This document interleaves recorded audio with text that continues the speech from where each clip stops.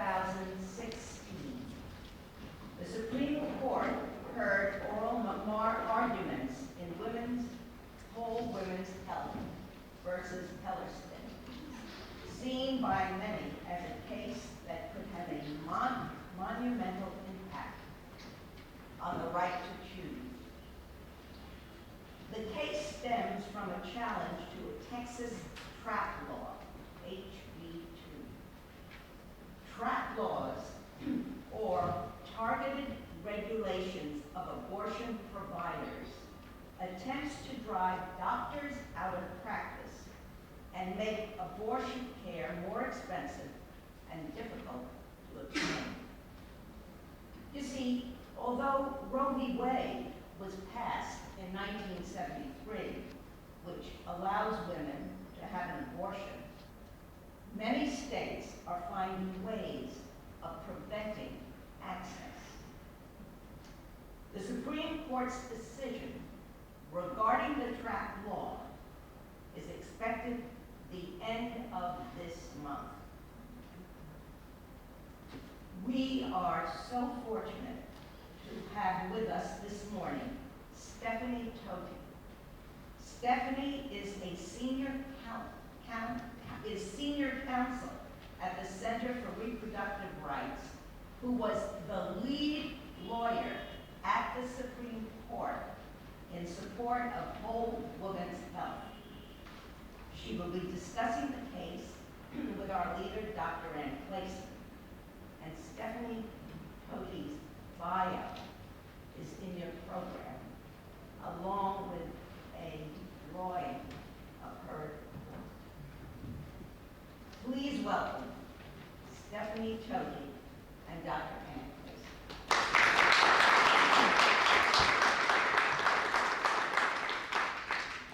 Come on, so I can see you better. Thank you so much, Stephanie. And Stephanie teaches in the neighborhood at Fordham Law School.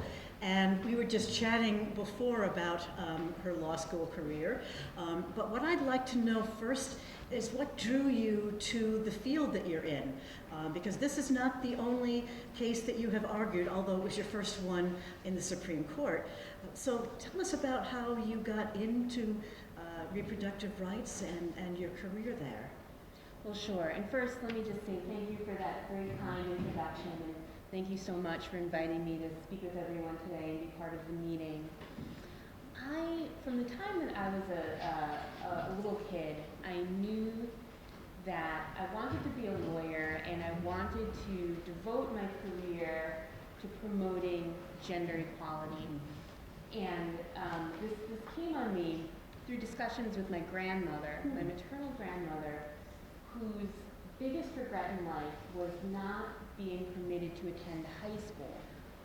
She grew up in New York, the daughter of Italian immigrants, and her parents were very concerned that too much education would make her unmarriageable. And so they pulled her out of school when she was about 12 and put her to work in a curtain factory. And decades and decades later, she was still quite regretful about this. And so she encouraged all of her grandchildren to make the most of their opportunities, but especially her granddaughters. And I just remember being so struck as a little kid at the injustice of this. And by her strong emotional response all those years later, that I knew that whatever I did with my career, I wanted to rectify this situation. Your cases have taken you across the country.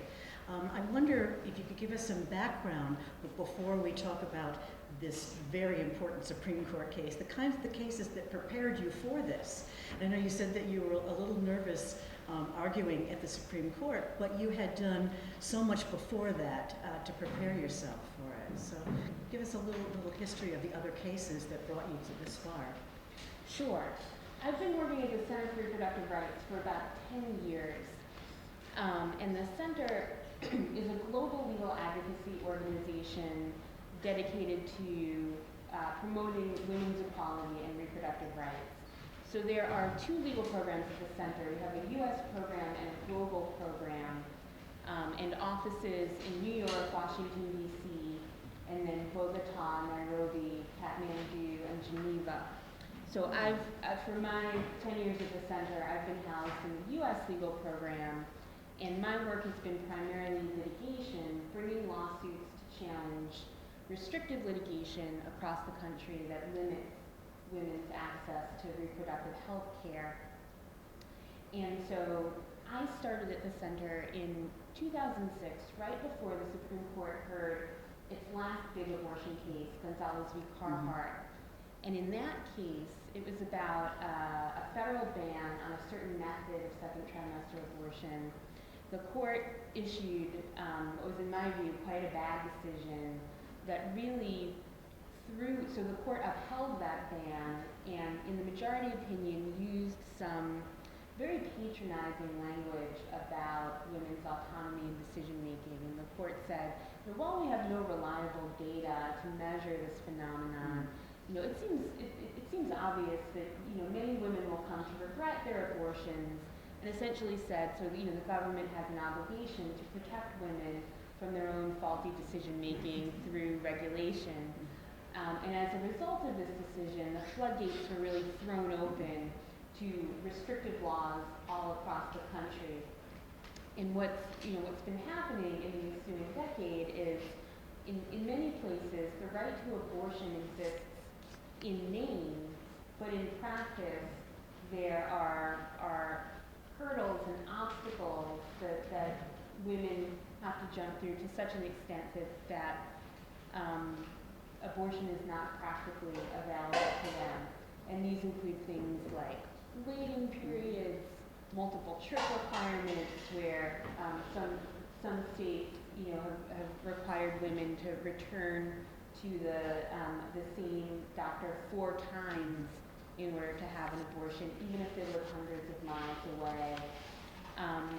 Restrictions that masquerade as medical regulations, so facilities regulations, things about the square footage of a facility, the number and size of janitorial spaces in the facility, things that look like zoning regulations, but are targeted specifically to abortion clinics and don't apply to any other doctor's offices or medical practices, and essentially just make the cost of providing the care so expensive that most women can't afford it, and the providers end up going out of practice.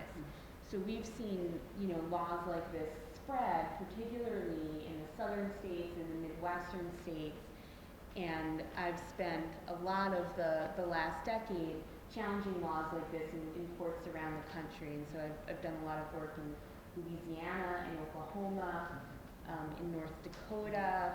I had a trial a few years ago in Alaska, which was very interesting, someplace I never imagined myself practicing law. And this is all part of a strategy, isn't it? And as soon as Roe v. Wade was decided, organizations went into high gear, and especially since the midterm elections in 2010, we saw a lot more activity. I was reading about the Americans United for Life that actually have a playbook, and they provide model legislation to the states and update that on a regular basis. They're just one of many organizations that have this strategy. They actually refer to it as a military strategy. We're not going to be confronting people head on, but rather going around in the ways that you've just described. Can you tell us a little bit about those different organizations? And I know they're very well funded, and the playbook, but what kind of challenges do they present for you and your organization? Sure, that's absolutely right. I think what happened in the aftermath of Roe v. Wade is that proponents of reproductive rights and reproductive justice thought that the battle had been won and set their attention on other things. But opponents of reproductive rights and justice started to organize and started to zero in on this issue. And there are a number of groups out there today that are very well funded and that are focused solely on restricting women's access to safe and legal abortion care, and as well as contraception, and in some cases assisted reproductive technology. So basically limiting women's access to reproductive health care, and they have been very successful in moving their agenda forward. As Anne said, Americans United for Life typically leads the way in legislative advocacy, and every year they publish a guide that contains model legislation, and then they rate state legislators, just like the NRA does, with a score, concerning how anti-choice the state is, and the kinds of votes that the legislators have taken. And in many places, people fear the impact of AUL and some of these other groups that are allied with them. And so this has been, driving anti-abortion laws in the same way that the NRA has been driving pro-gun laws and preventing states and the federal government from enacting gun safety measures. So it's really a pretty parallel movement that has used similar tactics. And I think that, our, proponents of reproductive rights and justice were a little slow in responding to this and recognizing and responding to what was going on. But I think we have figured it out now, and organizations like the Center for Reproductive Rights and the ACLU and Planned Parenthood and the National Latina Institute for Reproductive Health and Sister Song Collective for Reproductive Justice are now sort of working together and actively seeking to educate, engage, energize the public around these issues, to make people aware of what's going on, and really the erosion of their rights that's been taking place, and also to fight these restrictive measures both in legislatures around the country and in the courts. And of course, these organizations do not limit themselves to reproductive rights. It goes beyond that. These organizations are also against Violence Against Women acts. They have a whole agenda about what they feel is the traditional family. So we see the same, the usual suspects, I guess, are involved in all of that as well. Is that? Yeah, I think that's absolutely right, and that's why, for me personally, I see the connection so strongly between, what I was talking about earlier, the idea of, women's opportunities, women's empowerment, women's ability to participate equally in society, and the idea of reproductive autonomy, being able to control the number and spacing of your children, because it's really all about how people view women's role in society and men's role in society, and trying to put people into very restrictive categories, and I think what my organization wants is to empower people to be whatever it is they want to be in life without, these roles being imposed on them. The organization that I find particularly offensive, and it's because of the name of it, is the Susan B. Anthony list. And Susan B. Anthony is one of my heroines. I grew up in a village outside of Rochester where she was very active. And so this list actually talks about, legitimate rape, and also and about what is it called, God-intended pregnancy through rape. And I just think, Susan must be spinning in her grave. Also, they're so well funded. That's another challenge, isn't it? Because when we look at the funders, the Koch brothers, of course, are up there, and other families. The Freese family seems to be funding a lot of them. The Bradley Foundation. How do you think, it's surely one thing that all of us can do is to donate more, but are you finding, as you're catching up to all of this, are you finding that there are foundations and organizations that are providing you with the kind of funding that these groups have, or is it rather uneven? Well, so the Susan B. Anthony List is a political action committee, and its mission is to support candidates for office that are anti-choice and anti-contraception. It was created as a foil for Emily's List, which is a political action committee that supports pro-choice candidates. I should say that the Center for Reproductive Rights, we're a nonprofit organization, or 501c3. We don't get involved in elections. We don't take positions on candidates for office. We're strictly nonpartisan. So we occupy a different space in the movement than groups like Emily's List, who are engaged in political activity. But the other side is certainly, very well funded and very well organized. And I think that, in recent years, as people have been starting to recognize what's been going on and realize that their rights that they have taken for granted for such a long time are actually now in jeopardy, I think we've been seeing, greater resources flow into organizations like the center, but certainly, we're out there trying to get the word out, and additional resources are always helpful, and we try to put them to good use. I wonder if one of the challenges is that, for example, here in New York, we don't feel that kind of pressure. And in Texas, second largest state, and having to travel many miles, and they did make one exception in the Texas law because it's 200 miles to get to a facility. But do you think that one of the challenges also is making feminists and others aware that although we have access to it, that our sisters do not? Do you find that's a challenge for you to say, okay, you're okay, but these other women are not, and you need to really know that? Sure, absolutely. And I think these are often issues that people don't think about until they need to rely on the services. Yeah. So until you go looking for access to abortion or access to assisted reproductive technology, you often don't realize all the ways in which that access is limited. And it's both about actual brick and mortar facilities, limitations on the doctors that provide these services, and the inability to get to a provider within a reasonable distance. But there are also lots of restrictions on the availability of funding.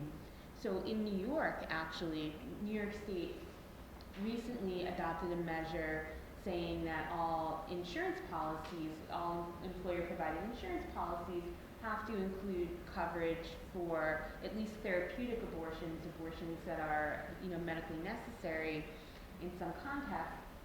And, it was immediately met with a challenge by groups who don't want to provide this coverage, similar to what we've seen play out at the federal level with the contraceptive benefit under the Affordable Care Act. And so there's litigation going on right now over this benefit. And so there have been efforts around the country, including in New York, to limit women's ability to use their health insurance to pay for abortion care and other kinds of medical care that some people have an objection to.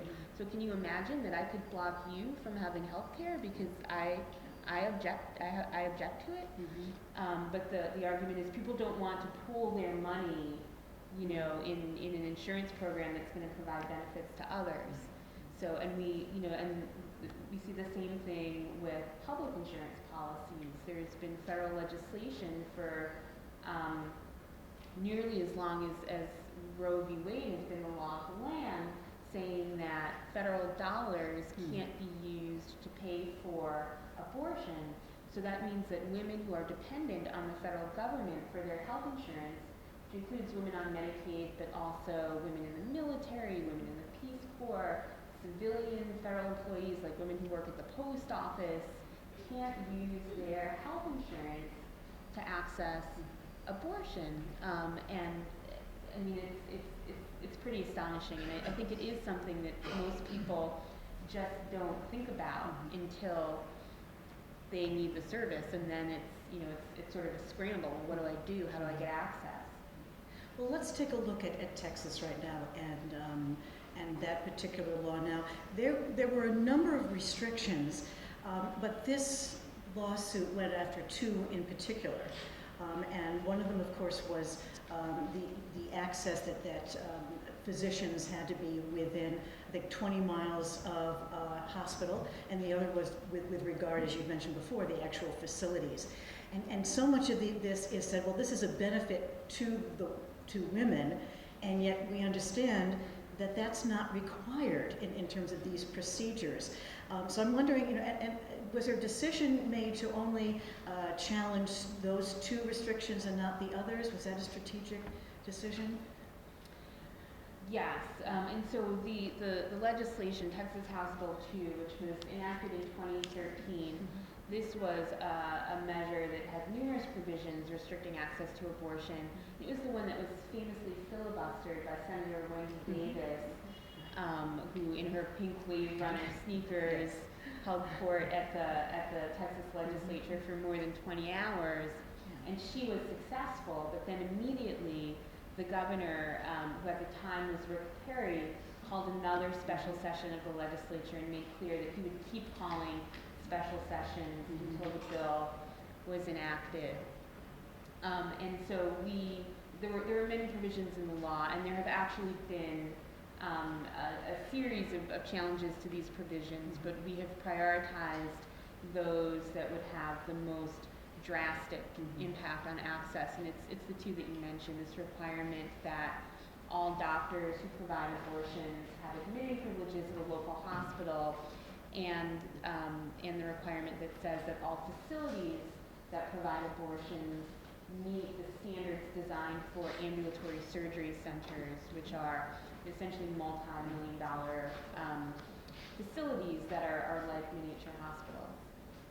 And I think the moment that I relished the most was when Ruth Bader Ginsburg was asking about this one particular place, and she said, and the answer was, well, they could get access to clinics in New Mexico. And she said, well, wait a minute, hold on. You're trying to tell us that you're doing this for the benefit of women, that they need to have these high standard facilities and access, to, but you're letting them go over to New Mexico? And what was that a great moment for you too? Right, absolutely. I mean, I think it signaled that Justice Ginsburg certainly, but many of her colleagues on the bench recognized what these laws were really about. So the two measures that I mentioned, if they were fully implemented, they would force the closure of more than 3/4 of the abortion clinics in the state of Texas. So prior to the enactment of the law, Texas had more than 40 licensed abortion facilities that were already highly regulated by the state. The facilities have to be licensed, they're subject to annual inspection, they have to meet rigorous standards. These regulations would have brought the number of clinics down to 9, and those 9 clinics would be clustered in the state's 4 largest metropolitan areas, which are Dallas, Fort Worth, Houston, Austin, and San Antonio. For those of you not familiar with Texas geography, those cities are all clustered in sort of the northeastern part of the state. So there wouldn't be a single abortion provider anywhere south of San Antonio or west of San Antonio, and that's a geographic area that's larger than the entire state of California. And Texas, of course, is the second largest state in the country by both population and area. It's home to more than 5.4 million women of reproductive age, and so to serve all of those women, there would be nine clinics in 4 metropolitan areas. So the state argued that this wasn't a burden on women's constitutional rights because they could simply go across the border to New Mexico. Now, of course, they didn't say they could go across the border to Louisiana or Oklahoma because in those states abortion is also highly restricted, and we're battling many similar laws as the ones we see in Texas. There have been copycat measures in many other states that threaten to close all the clinics there, but New Mexico doesn't have those restrictive laws, so Texas says women can just cross the border and go to New Mexico to get an abortion. And so at the oral argument, Justice Ginsburg very aptly asked, well, if if Texas women can, if it's okay for them to go to New Mexico to get this care in facilities that aren't meeting these laws, then why can't they just stay in Texas and get the same care? It seems like the point of the law isn't to improve safety for women, it's simply to drive abortion out of Texas. And the state didn't really have a good response to that. The lawyers would say, well, we can't control what New Mexico does.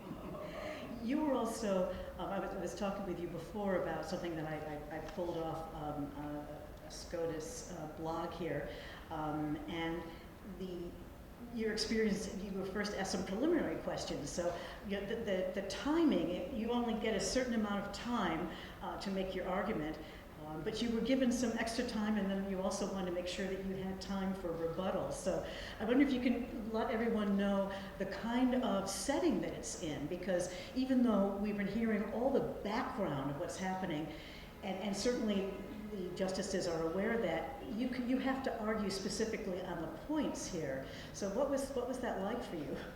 Sure. So I think it's really a testament to just how important this case is and how much is at stake here, that pretty much at every stage of the proceedings where there's been an argument in court, the argument has gone over the time limit. And that's pretty unusual. In the federal courts, you know, they are sticklers for timekeeping, but we had multiple arguments in the Court of Appeals, and in each case, typically an appellate argument, each side gets 20 minutes. And I think that, you know, each time we argued in front of the appeals court, the argument went for more than 2 hours. So normally it goes for 40 minutes, each side gets 20, and you know, and instead both times it went close to 2 hours. Or the first argument, the presiding judge said something like, well, you know, this argument is you know, has been specially set, and you know, there are no other arguments on the calendar for today, so we're just not going to observe the time limits. And I remember I was shocked, and I felt like I was up there forever getting grilled by the very conservative judges on this appeals court. But when we got to the Supreme Court, I thought, well, there's no chance of that happening, because it's, you know, it's very formal in the Supreme Court, and the Chief Justice, Justice Roberts, is known for really being a stickler for time. But there were a lot of sort of technical legal issues in this case, and so I argued first, and the justices sort of dove right in on some of those technicalities. I guess they wanted to get them out of the way, and so I had, again, 20 minutes, and I wanted to reserve 5 minutes for rebuttal. And as I was telling Anne before, in most courts, you tell the clerk before the argument that you want a certain amount of time for rebuttal, so you get to come back at the end and address the points that the other side made. And you just automatically get it. They reserve that time for you. But in the Supreme Court, they don't reserve the time. You have to stop talking. So you get 20 minutes. And if you don't stop talking at 15 minutes, then you are talking through your rebuttal time. You can end up with no rebuttal. And so this was my first time arguing at the Supreme Court. I was a little nervous about this. I was like, you know, what if they keep asking me questions? I don't want to be rude to the justices, but I need to get my rebuttal time. And so a little light, you know, comes on, signaling when you've got 5 minutes left. So the light came on, and I see that it's, you know, it's I'm getting into my rebuttal time now, and Justice Alito had been asking me a question, and I'm gonna finish quickly and then sit down and reserve the rest of my time. And I actually started walking away from the podium, and then Justice Ginsburg says, excuse me, and I thought, well, oh, Justice Ginsburg has a question, I better come back, like, this is gonna be good. But when I got back to the podium, it wasn't a question for me, it was a question for the Chief Justice. And just, excuse me, Mr. Chief Justice, we've taken up so much of her time with these preliminary matters. Can she please have some additional time to address the merits? And I was shocked by this. And then the Chief Justice said, yes, you know, we'll give her another 5 minutes.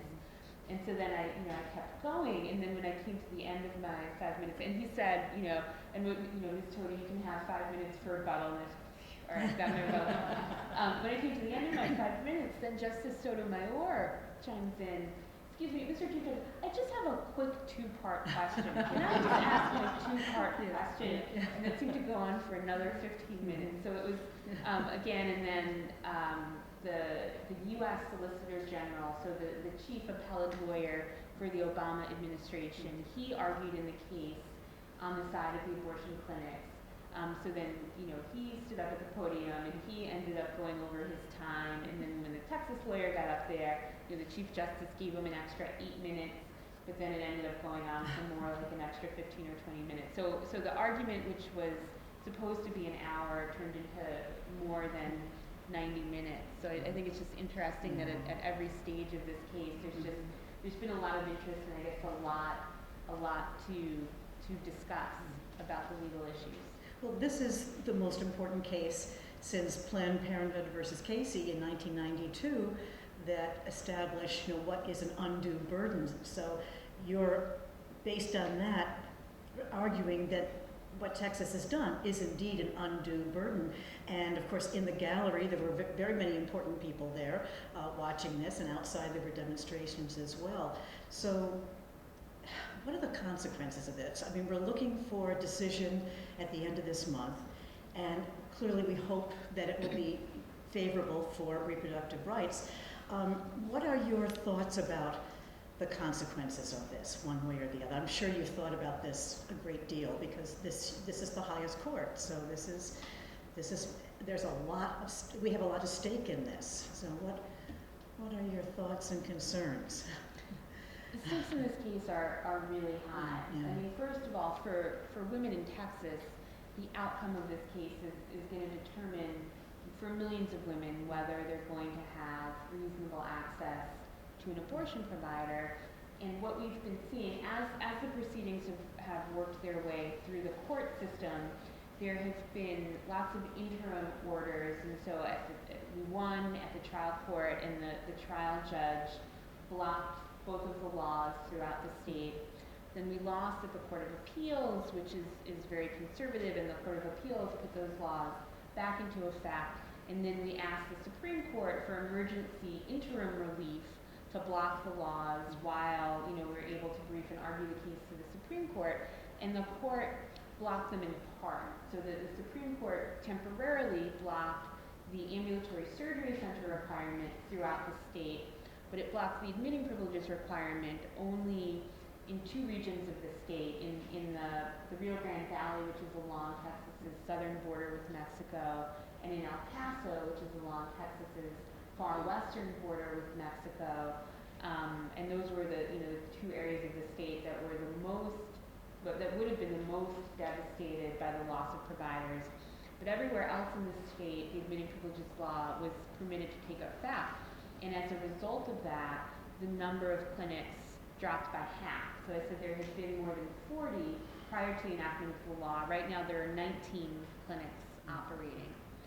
And so just, with that 50% drop in the number of providers, we've been seeing wait times around the state skyrocket. So wait times for an appointment with an abortion provider. So in some places, like Dallas-Fort Worth right now, even though there are clinics operating there, women have to wait about 2 to 3 weeks for an initial appointment with an abortion provider. And if you can imagine, abortion is time-sensitive medical care. So it's been delaying women. Women who could have had, very early abortions are now being pushed later into pregnancy. Women who could have had medication abortions are now being forced to have surgical procedures because you can only have the medication early in pregnancy. And we're also seeing that women who are just too far from an abortion provider in Texas to make that trip, those who can afford to are flying out of state so that they don't have to make that long drive, or they don't have to wait, the 2 to 3 weeks for an appointment. So women are flying to New York or California or Florida to get abortions. But those who can't afford to do that are increasingly taking matters into their own hands. And we've seen evidence of an increase of attempts at self-induced abortion in Texas. Women buying drugs on the black market, women, trafficking drugs across the border from Mexico, and also, women doing more invasive things to their bodies in an effort to end pregnancy. So if the number of clinics drops from 19 to 9, I mean, these effects are only going to become worse, and the public health crisis will worsen for women in Texas. But the outcome of this case will have a broader impact than just on Texas because, like I said, we've been seeing copycat laws be enacted all across the country, and there's been, nearly a decade of head start for, these anti-choice laws. So they've been accumulating, for years, and these recent ASC laws and the admitting privileges laws, they're just the latest in sort of a decades-long effort. And so if we get a good ruling from the Supreme Court, that will give us precedent that we could use to then go to these other states and try to dismantle this anti-choice infrastructure that's been created. But of course, if we lose this case, then we think this trend will only continue. Thank you. I think we have time for a couple of questions.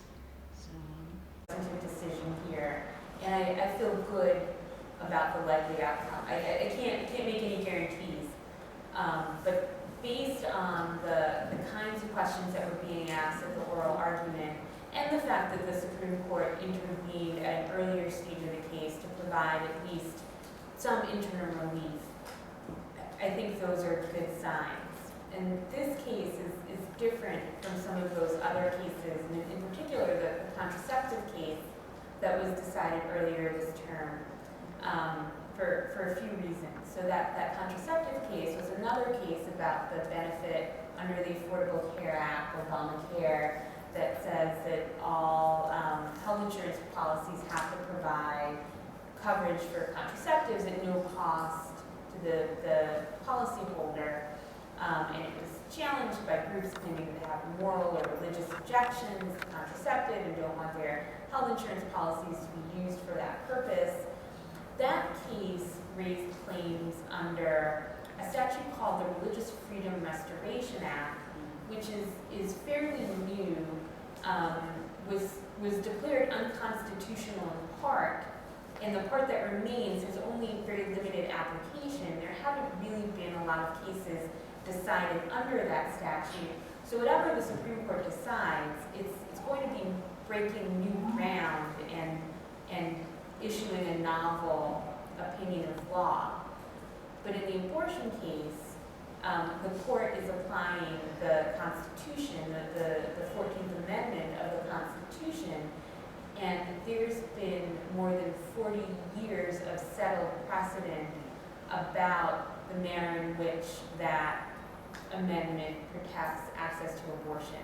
So whereas in that contraceptive case, the court was going to be doing something novel and breaking new ground, here it should be applying settled precedent. And so I think it's less likely that the court will feel the need to delay its decision until there's a full complement of justices, because there is ample precedent for the court to draw on. And wouldn't it be wonderful if we had an Equal Rights Amendment so we didn't have to rely on the 14th Amendment, which Scalia made clear was not enough. So, yeah. Any other? Yes. Terry? Given the long history of conflict over this issue and the fact that there's likely to be a ruling very soon, what do you think will be, if any, the impact on the upcoming November election? Well, as I said earlier, my organization, we don't do work around elections other than issue advocacy. But I think that the case, the proceedings throughout have gotten a lot of public attention, a lot of press coverage, and I think when the decision comes down, it will as well. I think it's something that people will be talking about, and I hope that, over the next ensuing months and in the lead up to the elections, these are issues that journalists and others will be asking the candidates about. Will be forcing the candidates to take positions, to discuss their views, and really giving the voters sort of an opportunity to really think about how their vote is likely to affect their future access and their family's future access to contraception and abortion and other reproductive health care. Oh, you're back. You mentioned Justices Ginsburg and Sotomayor. Were you getting any read on other justices in terms of the questions that they were asking? Well, so, you know, it's always hard to read the tea leaves of oral argument because sometimes the justices, they ask questions for reasons that are sort of academic. You know, they want to force both sides to address an issue, and it doesn't necessarily mean that they're leaning one way or another. But a number of the justices expressed skepticism about the state of Texas's view of the law, both of the legal standard. Texas asked for a highly deferential standard and argued that it doesn't matter whether these laws actually promote women's health. You know, if the legislature could conceivably speculate that the laws might benefit women's health, then they should be allowed to stand, even if all of the evidence shows otherwise. And the justices were very skeptical of that position, and they were also very skeptical of the fact that these laws targeted abortion for regulation that was different and far more burdensome than other medical procedures, including procedures that entail much greater risk and complexity. And so, you know, many of the justices asked questions along the lines of, if Texas really believed that these measures, that having admitting privileges at a local hospital or having outpatient surgery in an ambulatory surgery center, Texas really believed that these measures were important to promote health and safety, then why didn't it apply them to all forms of outpatient surgery, you know, including procedures like colonoscopy, which, you know, colonoscopy is very safe, but it has a risk of death that's 10 times higher than abortion. Why can the doctor perform a colonoscopy in his or her office, but an abortion provider has to use a multi-million-dollar surgical facility? The law even requires that medication abortion be performed in a multi-million-dollar surgical facility. So you perform medication abortion by handing a woman 2 tablets and telling her to swallow them, but you have to do this in one of these facilities. And the state said, well, but you know, there are complications sometimes. And Justice Sotomayor said, well, you know, there are complications from aspirin too. You know, it's not common, but you know, some people have an allergic reaction to aspirin and they die. Should we require that aspirin only be dispensed in a hospital or an ambulatory surgery center? And Texas didn't have a response for that.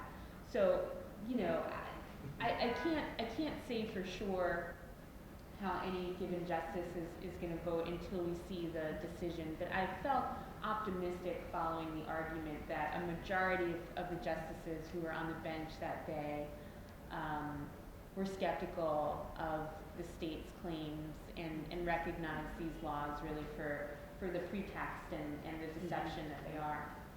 We have time for one more. Pamela? What political and social factions are combining to make this push back toward inequality? What are the touch points, political and social, that are combining to do this? I mean, that's probably a question that exceeds my expertise, honestly. But I think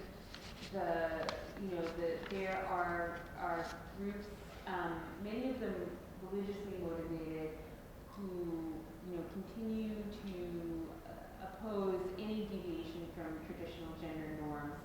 But I want to be clear that I don't think that the problem is religion. I think it's, there are certain extremist groups within faith communities that hold these views and that do this advocacy. I mean, I identify as a person of faith, and we had support throughout the litigation, including in supporting briefs at the Supreme Court from members of the faith community, theologians, advocacy groups, that kind of thing. But there are definitely religious extremists who are driving this, and I think socially it's a combination of religious extremists and conservative leaning groups that just resist the idea of social change, that want to preserve traditional gender norms and traditional family roles. And so it's the same group of folks that oppose LGBT rights and marriage equality, are opposed to reproductive rights and that kind of thing. And politically, again, the center is nonpartisan, but I think we see these groups making common cause, particularly with the Republican Party, and that party has a very anti-choice plank in its platform, and these groups, the social groups, the advocacy groups, have been using this issue as a means of distributing resources in elections and supporting candidates that are willing to agree with their position and take votes on their position, and running ads and opposing candidates who don't. And so I think what I see sometimes is politicians who don't necessarily have any strong views on choice, who may be completely pro-choice in their own, when it comes to their own families, taking strongly anti-choice positions and anti-choice votes for political reasons, because they think it's going to get them some advantage in the electoral process. And I think, that underscores also part of what's wrong with our campaign system and our campaign finance system. And I think that's another issue that's sort of, woven into this, is that the way that elections are funded allow people with views that don't necessarily reflect the majority of us to have a disproportionate impact. And at least one of those groups, the Family Research Council, has been designated a hate group by the Southern Poverty Law Center. So they have names like Family Research and Family Focus. So I want to thank you so very much for joining us today.